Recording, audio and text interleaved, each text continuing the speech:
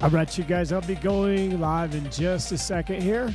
Give me just a minute, and I'll be doing some things, finishing some things up, and then we'll go ahead and get started.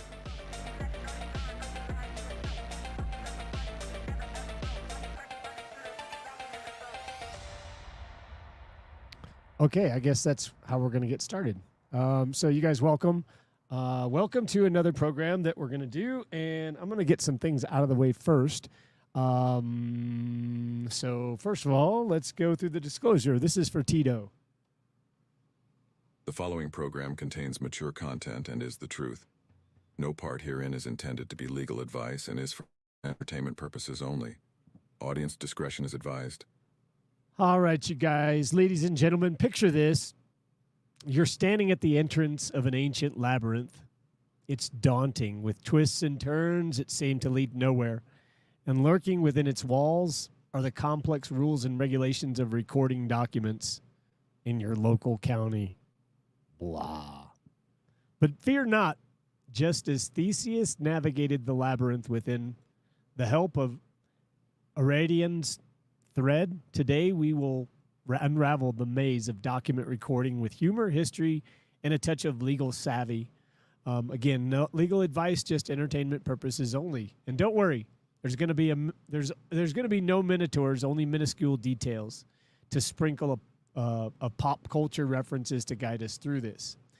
And on this journey will take us from ancient halls of history to modern day courthouse stuff.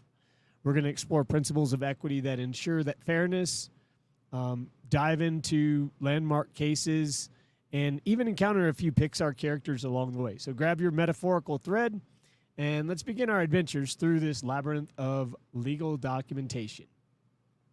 So how did we get here? From clay tablets to digital databases is how we got here. And we're going to embark on a journey back in time.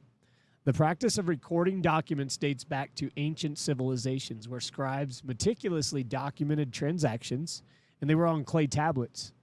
Let's fast forward to medieval England, where the Domesday Book of 1086 served as an extensive land registry. You can still go get that Domesday Book. It was a precursor to our modern system. William the Conqueror knew that without clear records, chaos would reign supreme, a lesson we still heed today. In the United States, the necessity of recording documents was recognized early on. One of the earliest references is found in the Statute of Frauds of 1677. It required that certain transactions to be in writing to prevent fraud and perjury. The principle of transparency and accountability is echoed in the words of Sir Edward Coke, a prominent jurist of the 17th century who declared, "Certainty is the mother of quiet and repose, and uncertainty the cause of variance and contentions." The establishment of Public Records Office can be traced back to the colonial period in America. Early settlers realized the importance of maintaining accurate land records to avoid disputes and ensure orderly development. The Virginia Land Office, established in 1624, was one of the first institutions dedicated to recording land grants and transactions. As the nation grew, so did the complexity of its legal system. By the 19th century, most states had developed formalized systems for recording various types of documents, including deeds, mortgages, and liens. The principle was simple: to provide a public record that would give notice to all interested parties and protect the rights of property owners. In the realm of equity jurisprudence, recording documents ensures that fairness prevails. Equity, as articulated by the jurists like Chancellor James Kent, demands that the law not only be fair, but also appear to be fair. Kent emphasized equity looks to the substance rather than to the form. You can find that in Commentaries on American Law in 1826. This principle underpins the requirement for recording, ensuring that all parties are on equal footing and that no one is disadvantaged by secret dealings. Let's delve into a few landmark cases that illustrate the principles of equity in the context of document recording. In 1834, Sprigg versus Bank of Mount Pleasant. The case underscores the importance of recording mortgages to establish priority among creditors. The court held that an unrecorded mortgage could not take precedence over subsequent recorded interests, emphasizing the equitable principle that he who is diligent is to be preferred. In 1880, Pomeroy versus Fullerton, the court ruled that equity would not protect the interests of a party who had the opportunity to record a deed but failed to do so, highlighting the maxim, equity aids the vigilant, not those who slumber on their rights. In 1893, Neal versus Neal, the case demonstrated that equitable relief could be granted to correct a mistakenly recorded deed. It reinforced the notion that equity acts in personam and can thus rectify wrongs where strict legal remedies fall short. There's an evolution of recording laws, and beginning with that, as the American system, the legal system evolved, so did the laws governing the recording of documents. The Torrens system, introduced in the late 19th century, it sought to simplify land transactions by providing a government-backed title registry. Although not widely adopted in the United States, this system influenced modern recording practices by emphasizing accuracy and reliability. Later on, in the early 20th century, states began to standardize the recording laws, culminating in the Uniform Commercial Code in 1952. This UCC provided a comprehensive framework for recording and prioritizing security interests in personal property, further ensuring transparency and predictability in commercial transactions. Now, remember, the recording system was here before the UCC came here. So the UCC is something, when people are putting that stuff on, it's corporate code. It's a company's code. It's commercial code, but it's for that specific company. So, being said, further, Pixar and paperwork. Imagine recording documents as the plot of a Pixar movie. Think of your documents as the characters in Inside Out. Each character, joy, sadness, anger, fear, and disgust, represents a different aspect of your documents. The happiness of a successful transaction, the sadness of a mistake, the anger of a dispute, the fear of fraud, and the disgust of paperwork errors. To keep these emotions in check, you need to record your documents properly, as the Riley's emotions need to be balanced for her well-being. And much like Buzz Lightyear's mantra, to infinity and beyond, your goal is to ensure that your documents are recorded correctly and timelessly safeguarded. That was actually done for somebody's kid, and I'm going to show that to him at a later time, because it's a funny story, because there's a young boy named Leo who lives in, well, he's not young anymore. He's almost an adult now, and he's a friend of my son's. But when we were young, when they were very little, like 2 and 3, we used to say to infinity, and they'd say and beyond. So it was kind of a Buzz Lightyear joke, but I'll have to play that for them. In today's digital age, technology plays a crucial role in the recording process, especially now. Electronic recording, e-recording, has revolutionized the way documents are submitted and stored. The process allows faster, more efficient recording and reduces the risk of errors associated with manual processing. However, it does limit to the database. If you don't have hard copies of stuff, then you don't have the record. That's not the record, okay? That's just somebody saying they have something. Imagine the recording office as the control center in Monsters Incorporated, where documents are scanned, verified, and stored electronically. Just as Mike and Sully ensure the smooth operation of the Screen Factory, recording clerks and automated systems work together to maintain accurate public records. I would say they're running a better Screen Factory inside the county recorder's office a lot of times. So moving on, navigating the bureaucratic ocean. Consider the recording process as a storyline in Finding Nemo. Your document is like Nemo, venturing through the ocean of bureaucracy. Along the way, it encounters various characters, recording clerks, notaries, and legal requirements that guide it to its final destination. Just as Marlin and Dory navigate the challenges of the ocean, you must navigate the complexities of recording documents to ensure they're properly filed and accessible. Okay, so we're going to go through step by step how to record documents. First, you're going to prepare them, and you're going to ensure that all of the documents you have are properly signed, notarized, and formatted according to the county's requirements. Think of it as making sure all the characters in your Pixar movie are in the right scenes and performing their roles correctly. Now, in the preparation, one thing you all can remember is that the county recorder is a notary. A notary is an arm of the state. An arm of the state is a witness. And so now you can make the state its own witness. So when you're creating your stuff, you can make the state the witness to your stuff and get out of things just as easily as you got into them. Okay, so when we provide the documents to the county recorder's office, it's akin to handing over the finished screenplay to the producer. Okay, so you guys are the producer, or you're giving the screenplay over to the producer. So it better be good. Okay, you got to pay the required recording fees. Now, in equity, you're going to tender payment. You guys need to talk with us if you're not sure what that is, because don't go do that, or you're getting yourself into other things as well. Remember that even in the legal world, nothing comes for free, just like your movie ticket for the latest blockbuster, right? So get a receipt when you're done, confirmation of the recording.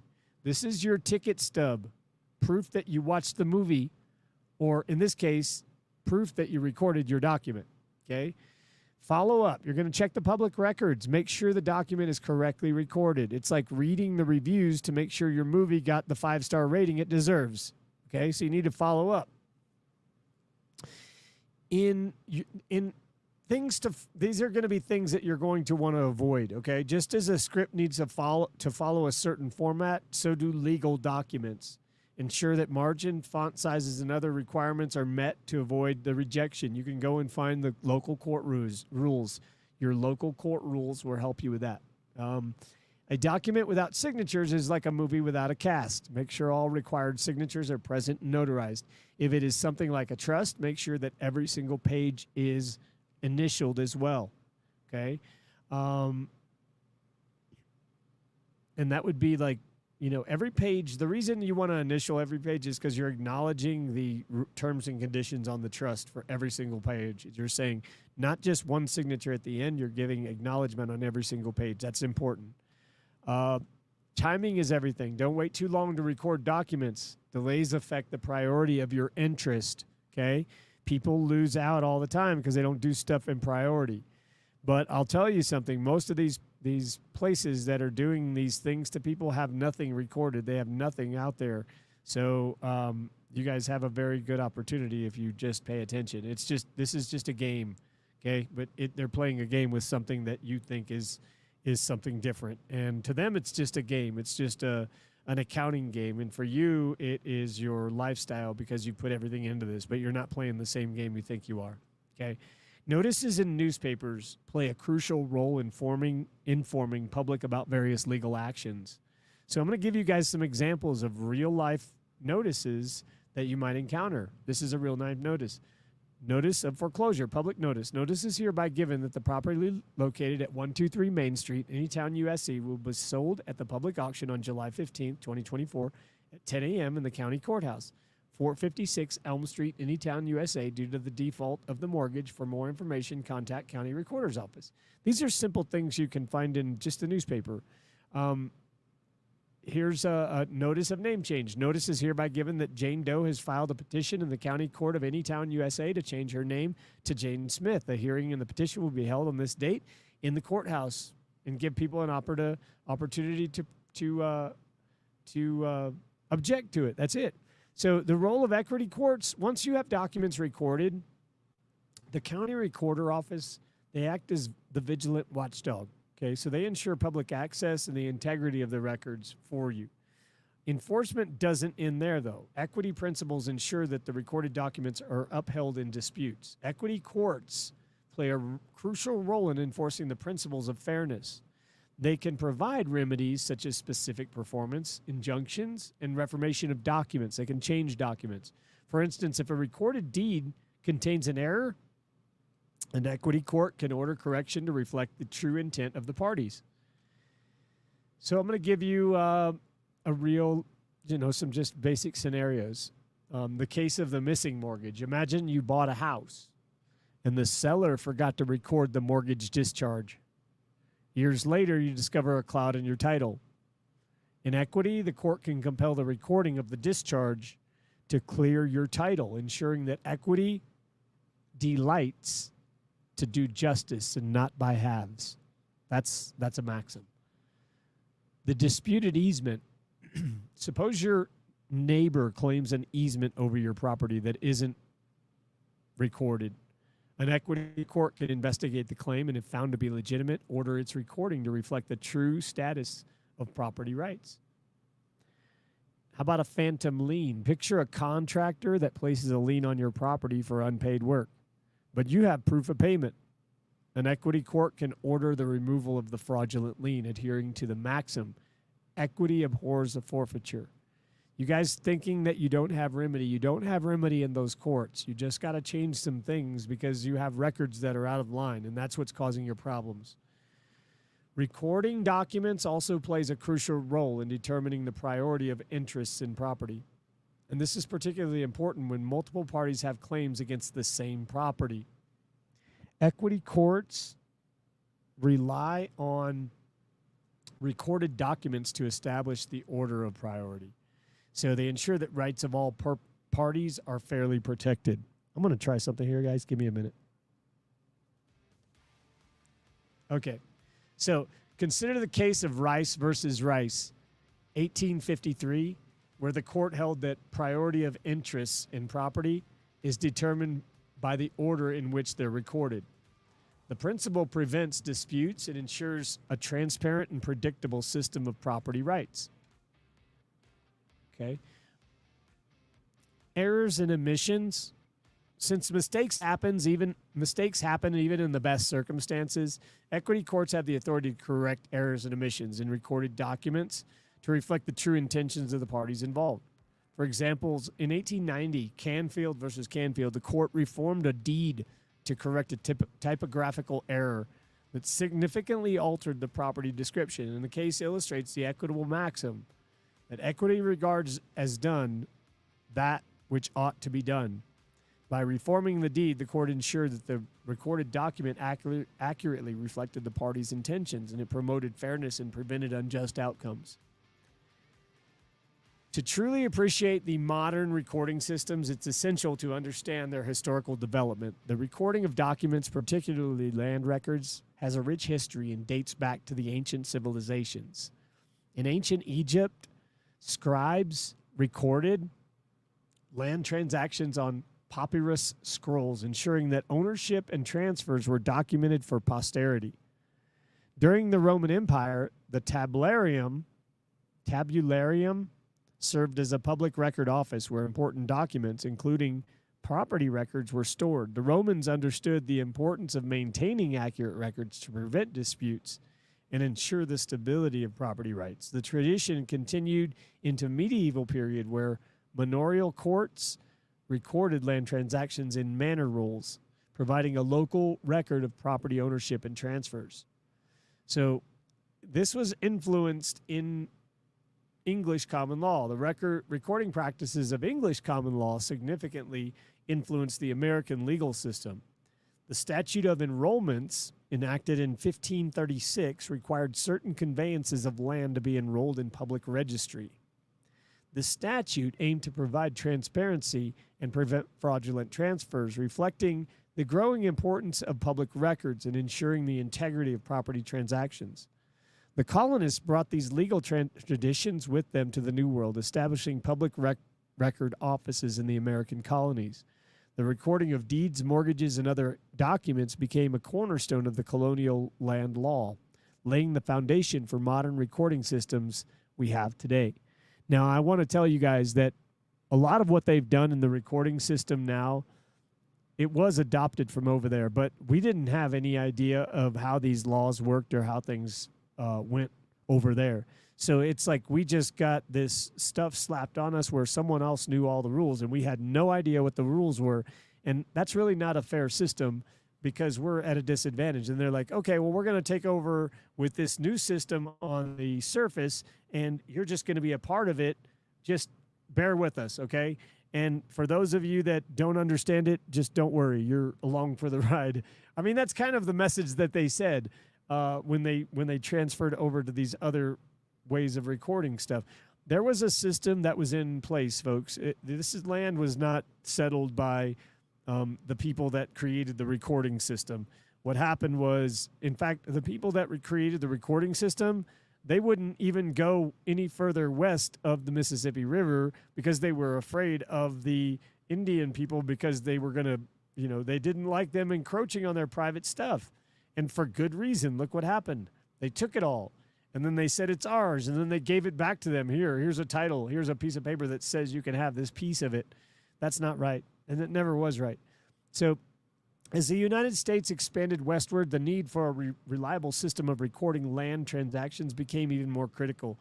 The Land Ordinance of 1785, it's established a systematic survey and recording process of public lands.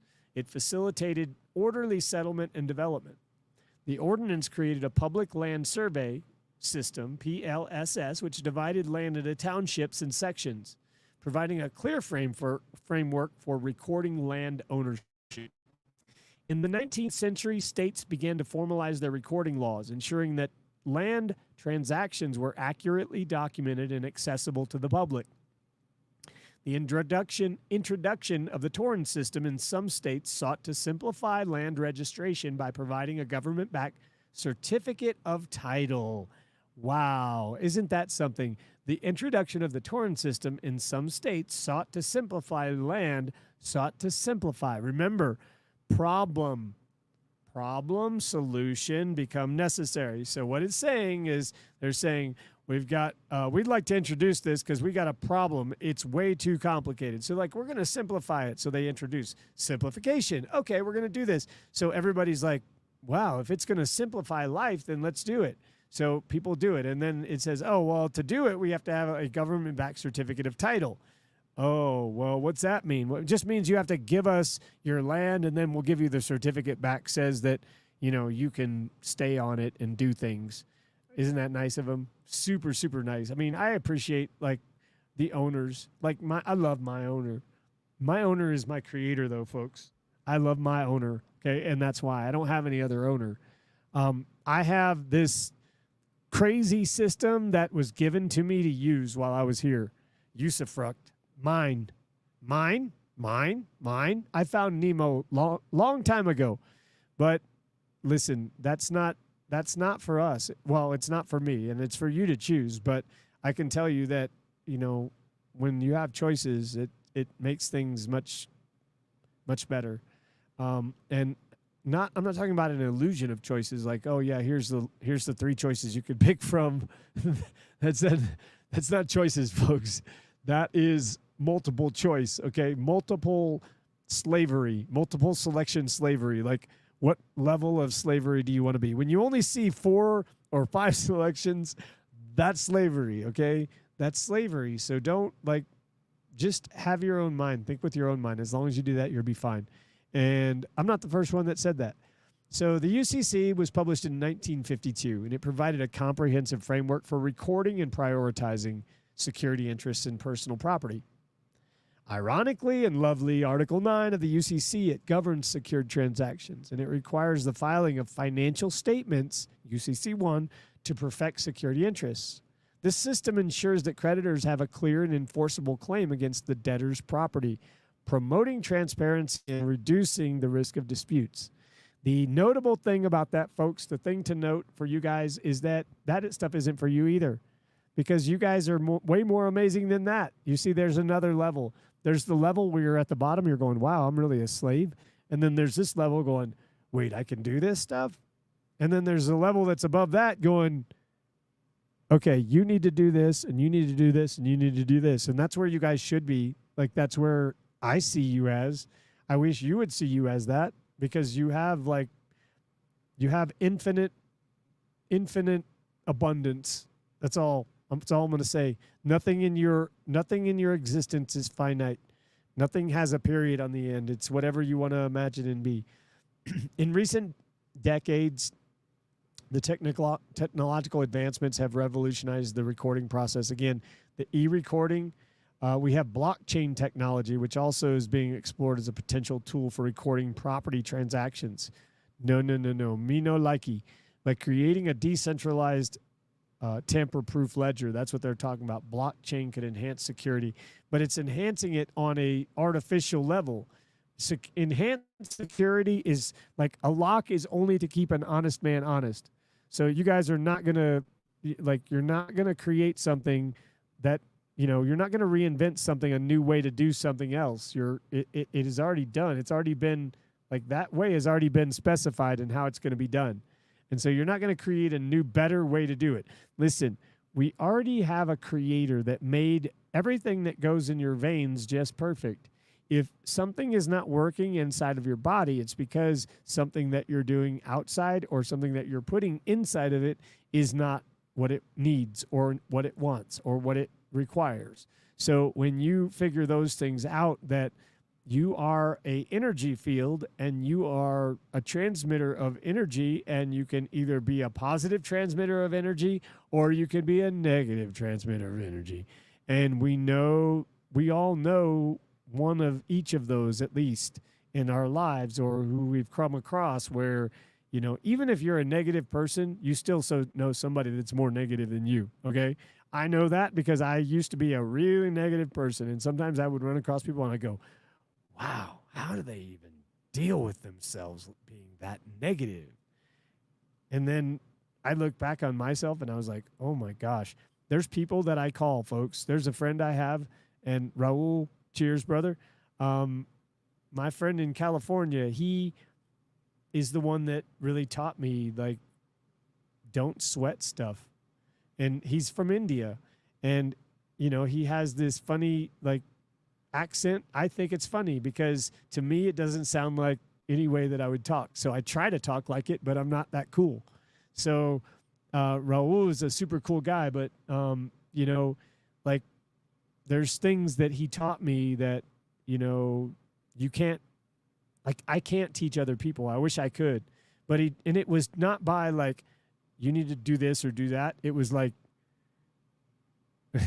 so I'll tell you the words he used. They used to call me at work. They used to call me Patio, Patrick. So they call me Patio. They're like, hey, Patio.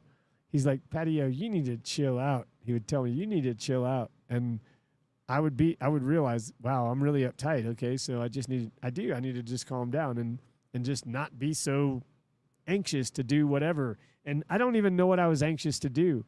But when I realized that I was anxious to do nothing and I was in a hurry to get nowhere, and, well, nothing was going to change. It was going to have to be me that changed, and that was going to have to change first, the appreciation of a lot of things. And so at that point in time, my life changed. And now it's funny because I have talked to him very recently, and now I'm more positive than he is.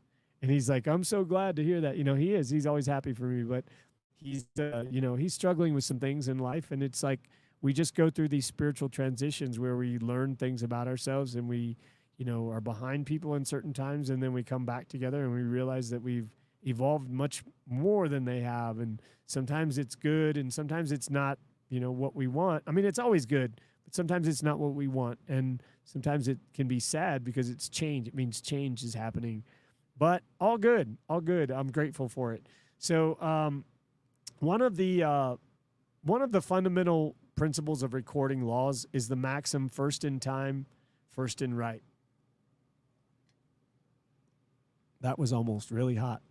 This principle ensures that the first party to record their interest in a property has priority over subsequent claimants. The concept is rooted in equity as it promotes fairness and prevents secret liens or encumbrances from undermining the rights of diligent parties. In 1834, Sprigg versus Bank of Mount Pleasant, the court emphasized the importance of recording to establish priority among creditors. The case involved a dispute over the priority of mortgages, with the court ruling that unrecorded mortgages could not take precedence over subsequent recorded interests. And the decision underscored the equitable principle that he who is diligent is to be preferred. Okay?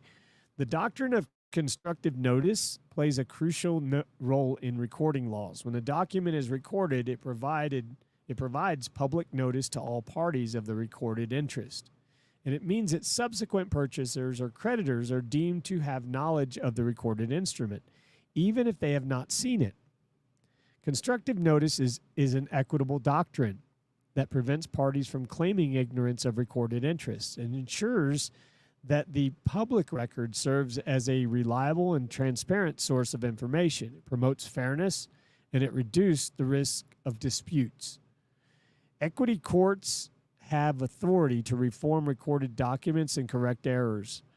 The reformation is an equitable remedy that addresses mistakes, fraud, or misrepresentation in recorded documents, ensuring that public records accurately reflect the parties' agreement.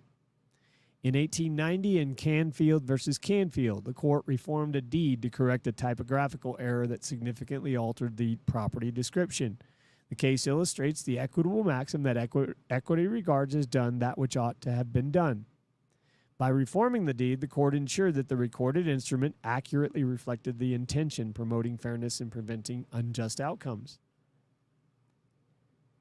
Equity courts play a crucial role in correcting errors and omissions, again, that ensures the public record is accurate and reliable, reflecting true intentions of parties. And by addressing these omissions and errors, equity courts uphold principles. Consider 1893 Neal versus Neal, and they granted relief in a mistakenly recorded deed.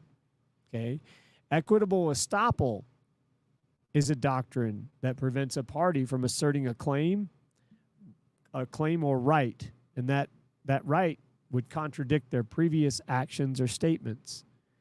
In the context of recording, equitable estoppel can prevent a party from challenging the validity of a recorded document if they've acted in a way that led others to rely on the recorded information. For example, if a property owner knowingly allows a fraudulent deed to be recorded without objecting, they may be estopped from later challenging the deed's validity. This doctrine promotes fairness by preventing parties from taking advantage of their own misconduct or misleading actions. Laches is an equitable defense that bars a claim if the claimant has unreasonably delayed in asserting their rights, resulting in prejudice to the opposing party. In recording disputes, the principle of laches can prevent a party from challenging a recorded document if they have delayed in taking action and the delay has caused harm to others. For instance, if a property owner waits several years before challenging a recorded easement, they may be barred from doing so if the delay has caused significant prejudice to the easement holder. This principle ensures that parties act promptly to protect their rights, promoting fairness and preventing unjust outcomes. Okay, so now we're going to move on to modern day analogies and some pop culture references. To lighten the mood and make recording process more relatable, let's imagine it as a Pixar adventure. Picture your document as the characters in Toy Story. Each document has a unique personality and role to play in the recording process. Woody represents the trusty old deed, while Buzz Lightyear embodies the futuristic electronic recording system. Together, they navigate the challenges of the recording office, ensuring that every document finds its rightful place. Just as Woody and Buzz rely on teamwork and perseverance to overcome obstacles, so too must you navigate in the recording process.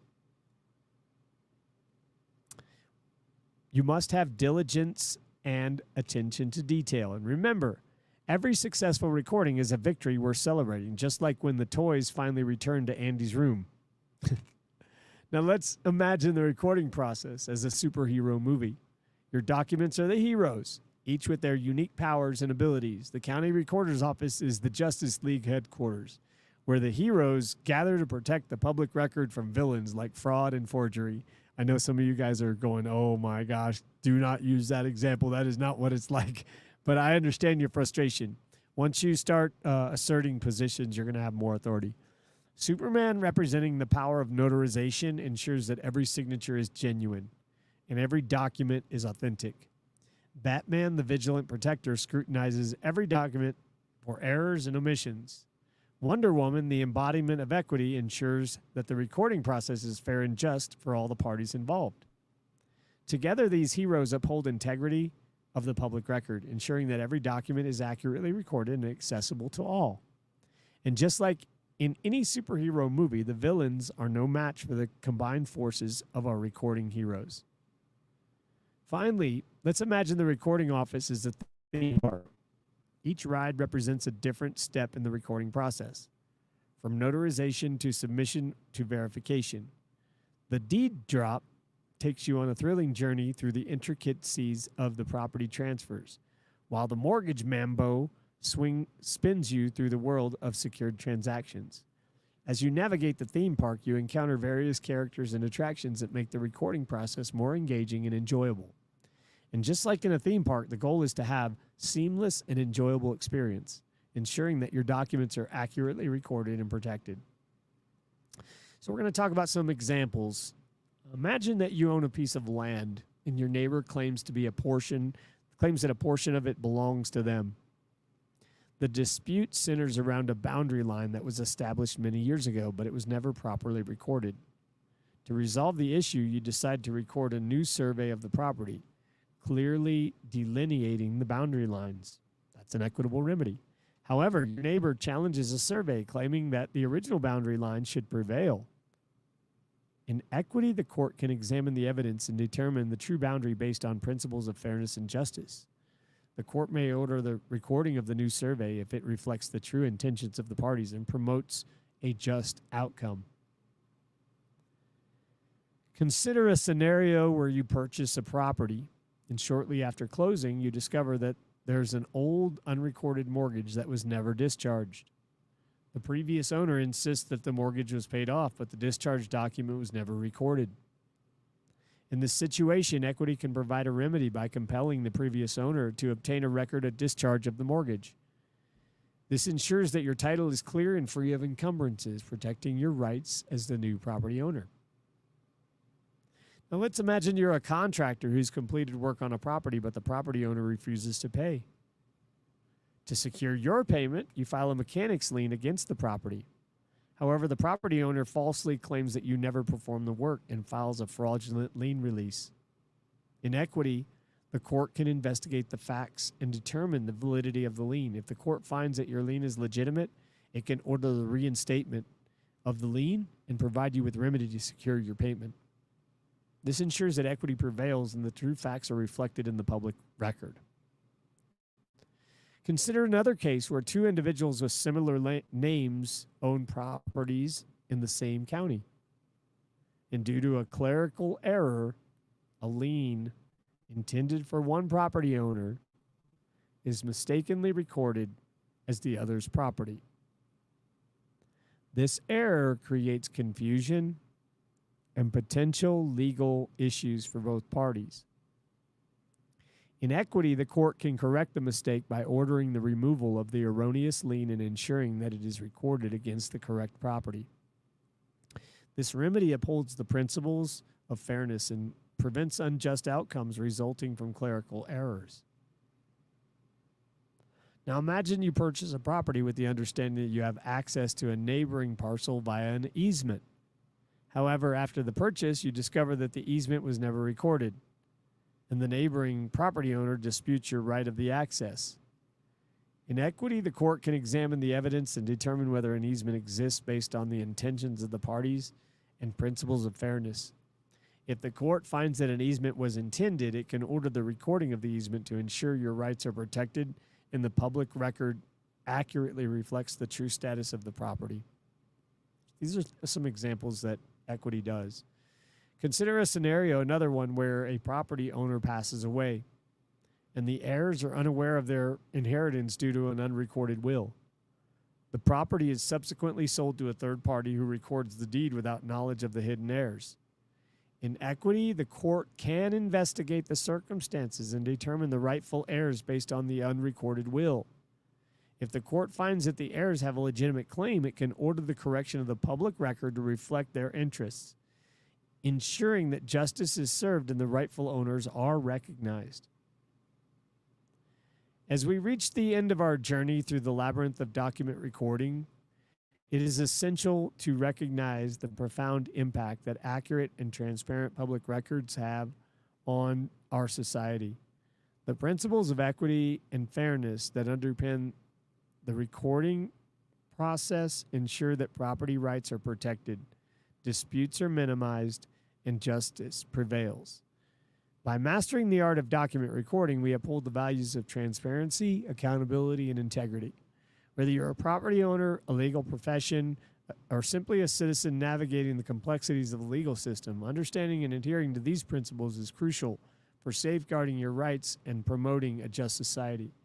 Remember, the recording of documents is not just a bureaucratic necessity, it's a fundamental aspect of our legal system that ensures fairness and equity for all.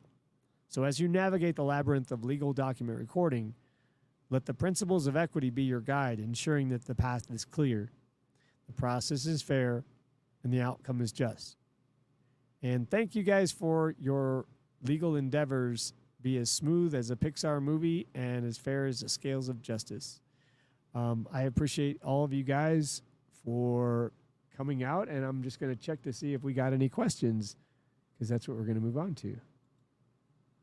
Alrighty, create a problem. Yeah, so they can provide a solution. Yep. Yeah, so I don't have anything else today, guys and gals. I just want to make my presence known. I wanted to come out, answer any questions that you guys may have, and give you the information on, drop the down low to you. So you guys, I appreciate all of you. You have an amazing day, and I'm yielding.